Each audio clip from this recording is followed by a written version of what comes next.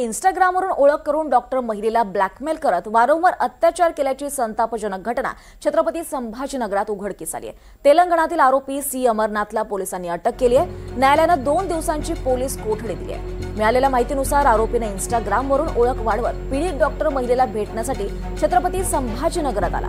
पीडितेचा गैरफायदा घेत हॉटेलमध्ये अत्याचार केला आणि फोटो व्हिडिओ काढून तुझ्या नवऱ्याला पाठवेन असं म्हणत ब्लॅकमेल करत 4 लाख रुपये उकळले।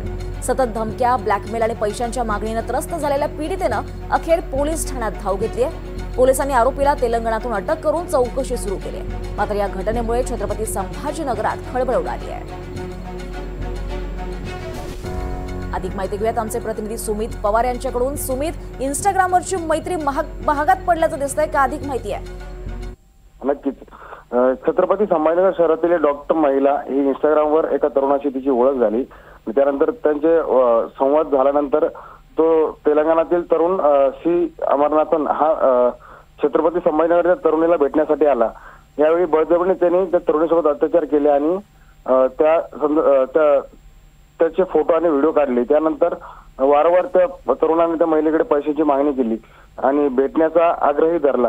मात्र महिलेने टाळाटाळ केल्यामुळे त्या महिलेला तुझ्या नवऱ्याला मी फोटो दाखवेल आणि व्हिडिओ दाखवेल अशी धमकी त्या पीडितेला देत तिचा गैरफायदा घेत तिच्या हॉटेलवर अत्याचार केले आणि शेवटी या जाचाला कंटाळून त्या तरुणीने महिलेने पोलीस ठाणे गाठत त्या आरोपीविरोधात तक्रार दिली आहे आणि त्यानंतर पोलिसांनी तातडीने सूत्रे हलवत त्या तरुणाला तेलंगणा येथे जाऊन अटक केली आहे।